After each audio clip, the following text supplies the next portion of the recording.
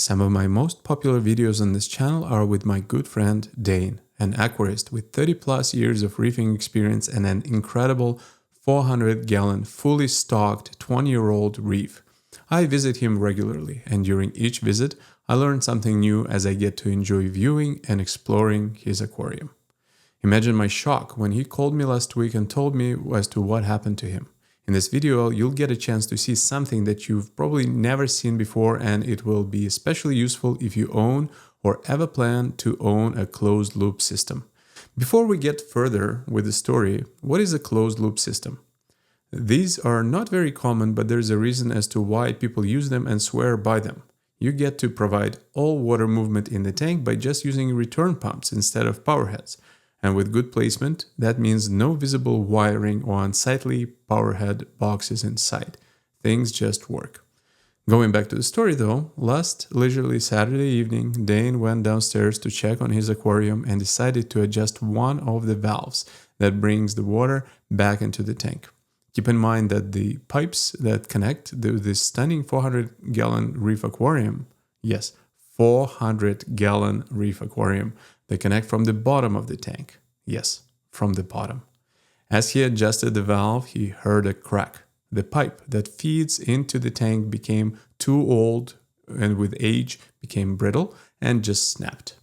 And the water started to come out. This must be every reefer's nightmare. Imagine you're in the middle of your living room, late evening, and the water is starting to leak steadily from the tank, all 400 gallons above you, and you can't do much about it. Well, Dayne's amassed many friends over his reefing years, helping them along the way both with advice, corals, and his labor. And friends are happy to pay back. A few buddies have answered that late night call, came over immediately with a few last-minute tools, and all that time, Dayne was talking to them on the phone, holding on to that cracked pipe to slow down the leaking. They were able to temporarily plug the hole, and only a couple of buckets of salt water have leaked, luckily. To do this one, they actually had to dive quite deep into the tank because it's a 30-inch tall aquarium. It took a few days to formulate a plan, and a few more days later, we all got together to replace 4 closed-loop bulkheads on a live aquarium. It is like performing a live surgery in a space station. Challenging, but apparently doable. 6 hours later, the tank was back to running.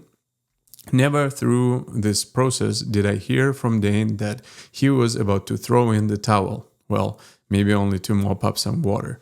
He calmly and rationally went through all the steps, weighing possible options and consequences. With the help of his friends and understanding of his family, the tank is back up and running, and all is well. What follows further is some behind-the-scenes footage of the process that went into the drilling bulkheads and fixing the plumbing. I hope you will never find yourself in such a position, but if you do, you will have good friends to rely on in a pinch, and now you'll know what to do. I hope to visit Dayne next week and record an update on his aquarium. If you have any questions, make sure to leave them in the comments below and we'll make sure to talk about it. And now, let's take a look behind the scenes. What's happening here? So what we've got here is these fittings are glued into the bulkhead here. So it's a Sked 80 bulkhead. Yep. But what happened is the last time Dayne was working on the tank, he went to undo one of these, open one of these valves or close it. So it's actually quite a thick plastic. It's just that it's become brittle over time, right, with age. So the fitting right here is what broke. And so basically so all of this broke? Yeah, it snapped off. Just from closing the valve, like these valves can get stiff over time. Yes. Okay, so then they require a bit more force, and obviously this plumbing became brittle over time. Yep. And right on the thread, it snapped here and broke off. So now what we're doing is we're capping inside the tank. Yep. And then we're cutting along here. Yes. And then we're going to drill it out and then thread into the Schedule 80. So he's right there. You can see him drilling into the bulkhead. Basically drilling out the old fitting.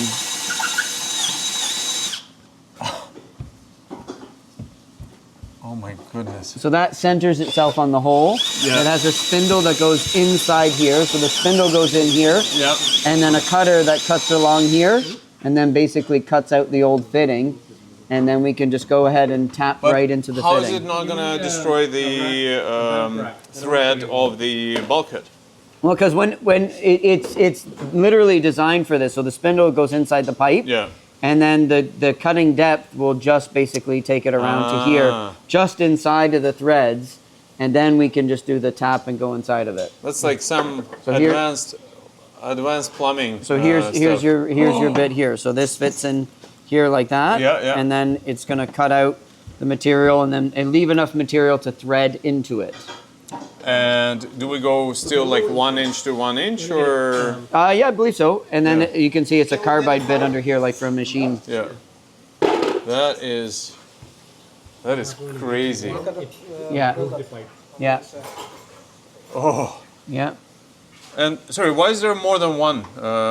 Well, one snapped. Yes. And this was done as an emergency operation at night. Yeah. And now, as a preventative measure, Oh, wow. it's time to replace the other 3. Okay. On a 20-year-old Ocean's Motions.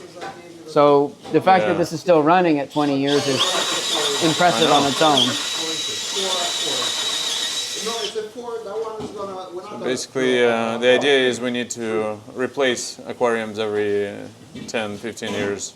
Or Yeah, at least, we're the lifespan of the plumbing here has been reached. That basically it's become brittle over time. Oh, wow. Even on this, you can see there's like, We're for patches hire on too. patches. I mentioned that we're for hire. And we change bulkhead with water in the tank. Yeah. It's just very No. costly. Yeah. No, that's not a joke. We'll change the bulkhead with all the water without losing a drop of water. Oh my goodness, I don't know how you guys do this, but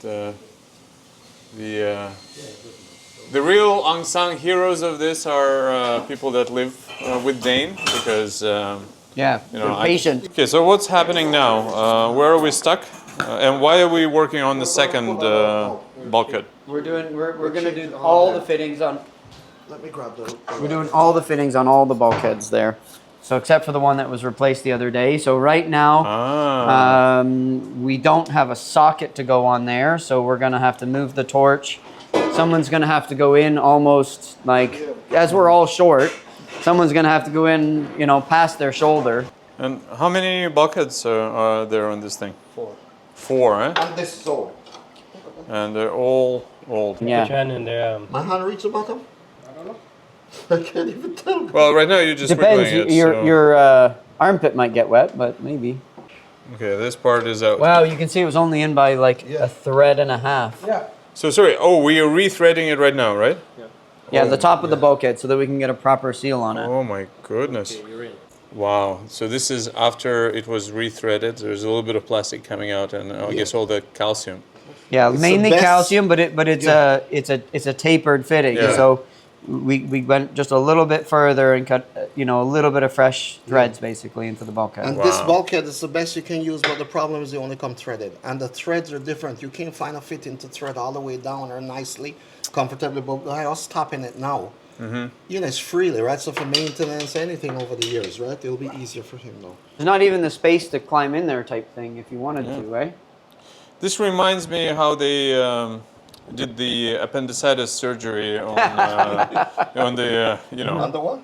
at the station. This is the equivalent of the laparoscopic. But whatever Yeah. they did. There you Look go. at that, Pat. Yeah, that's beautiful. That's a beautiful thing right That's what we there. want to see, you see? Yeah. Small bar start with And now we have the It's here, you gotta bulkhead look at- cap. That's usually what I do From the too, top. yeah. See if you